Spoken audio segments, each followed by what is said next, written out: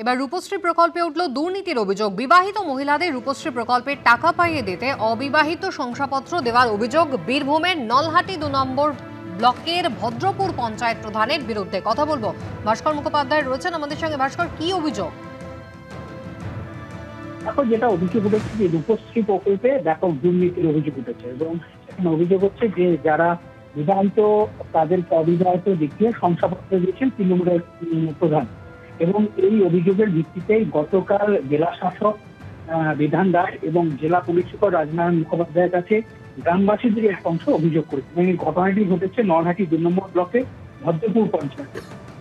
এবং সেখানে পঞ্চায়েতের বাসিন্দাদের অভিযোগ যে এখানে দীর্ঘদিন ধরে দুর্নীতি হচ্ছে এবং সম্প্রতি অর্থাৎ এই বছর দেড়েকের মধ্যে প্রায় ২০ জনকে এই রূপশ্রী প্রকল্পে টাকা পাইয়ে দেওয়া হয়েছে। তারা প্রত্যেকে বিবাহিত এবং এদেরকে অবিবাহিত দেখানো হয়েছে। এমনকি নিমন্ত্রণের যে কার্ড, সে কার্ডও ছাপানো হয়েছে এবং কার্ড ছাপিয়ে এই দুর্নীতি করেছে এবং দুর্নীতির সঙ্গে পঞ্চায়েত প্রধান জড়িত রয়েছেন। কারণ তাদের অভিযোগ যে তৃণমূল পঞ্চায়েত প্রধান যেহেতু শংসাপত্র দিয়েছেন, তাই সেক্ষেত্রে পুরো দায়িত্বটা তার এবং এই পুরো বিষয়টি খতিয়ে দেখা, অর্থাৎ তারা বিবাহিত অবিবাহিত বিষয়টি খতিয়ে দেখার দায়িত্ব ছিল তার উপর এবং সেগুলো দেখে এগুলো দেওয়া হয়েছে এবং এখানে কাটমানি না হয়েছে বলে তারা অভিযোগ করেছে। এবং তার পরিপ্রেক্ষিতেই প্রথমে তারা বিডিওর কাছে অভিযোগ দায়ের করে এবং গতকাল তারা জেলা শাসক এবং জেলা পুলিশ সুপারের কাছে অভিযোগ করে। এবং এই পুরো অভিযোগ যে পঞ্চায়েত প্রধান, তৃণমূল পঞ্চায়েত প্রধান, তিনি অভিযোগ অস্বীকার করেছেন। তিনি বলেছেন যে দেখুন আমার যে সই, সে সই জাল করা হয়েছে। এবং অন্যদিকে জেলা শাসক বিধান রায় জানিয়েছেন যে বিষয়টি খুবই গুরুত্বপূর্ণ, যে অভিযোগ আমরা পেয়েছি পুরো বিষয়টি খতিয়ে দেখব। কিন্তু অভিযোগ যে তৃণমূলের জাতীয় কর্মসমিতির বৈঠকে একাধিক কমিটি গঠন করা হয়েছে।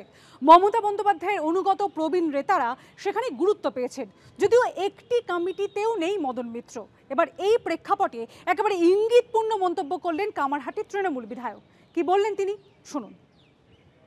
তৃণমূলে যখন একাধিক কমিটি এবং সেই কমিটিতে সিংহভাগ সিনিয়রদের দাপট, সেই প্রেক্ষাপটে আমাদের সঙ্গে মদন মিত্র, সিনিয়র নেতা দীর্ঘদিনের মমতা বন্দ্যোপাধ্যায়ের সঙ্গে।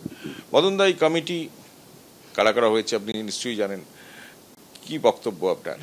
আগে একটা কথা বলে দিই, এই কমিটিতে আমি আসতে পারিনি বলে আমি যেখানে হাউ করে কাঁদছি বা আমায় ক্যান্ডি দাও বা আমায় লজেন্স দাও এরকম কোনো ব্যাপার নয়, বা চুইংগাম দাও।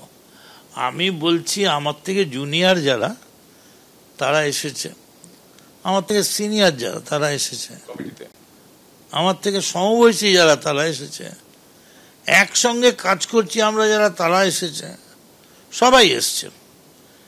একটা প্রশ্ন আসতে পারে যে আমি একবার কাস্টাডিতে গিয়েছিলাম, তো সেই কাস্টাডিতে গিয়েছিলাম তোমার 16 বছর আগে। 16 বছর ভাগে তারা রেস্ট থাকে না, এর মধ্যে দুমদাম কত লোক, নারদা সারদা কত লোক দুমদাম অ্যারেস্ট হচ্ছে সকালে বিকেলে, ও তারপরের দিন মন্ত্রী থাকছে, সবই থাকছে। আমি যখন অ্যারেস্ট হয়েছিলাম তখনও কোনো গণরোষ, ঢিল মারা, জুতো মারা এসব আমি দেখিনি। কিন্তু তা সত্ত্বেও বিভিন্ন লোক বিভিন্ন জায়গায় অসুবিধা হলেও তাদেরকে দল করছে। সেখানে কোথাও একটা পেলে আর কি বয়স হয়ে গেছে, আর তো খেলে নেচে 2 দিন বই তো নয়, আর তো 2 বছর। 2 বছর বাদে সবই ওই লিখিত নিয়মে পড়ে যাবো যে আর প্রবীণের দলে পড়ে গেলাম আর খেলতে পারবো না। সেইটাই তোমার সঙ্গে আমি মজা করে বলছিলাম যে এখনো বল পায়ে দিলে 2-4টা লাথি মারতে পারি,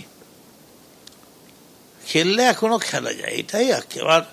এরপর তখন যে আমায় খেলতে দিল তখন দেখা গেল মমতা খেলায় নেই, তাহলে আর খেলবো না। মমতা ব্যানার্জি খেলায় না থাকলে আমি খেলবো না। আমি ততক্ষণই খেলবো যতক্ষণ মমতা ব্যানার্জি খেলবেন। সবার কপাল থাকে না, তুমি যাবে বঙ্গে, কপাল যাবে সঙ্গে। তা আমার কপালটা গোপালের মতো নয় আর কি। আপনার কি পারফরমেন্সের অভাব আছে বা আনুগত্যের অভাব আছে?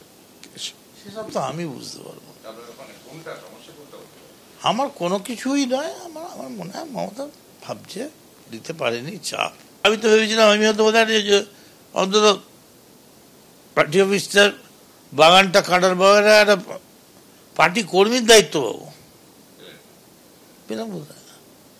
যে একদল ভালো কর্মী বাঁচা হলো 20 জন, তার মধ্যে মদন মিত্র একজন, তো সেটাও তো পেলাম না আমি। কই, আমার তো কোনো নেই। মাঝে মাঝে একটা দুটো পদ পায়ে পড়লে ভালো লাগে, খেলার মাঠের লোক তো।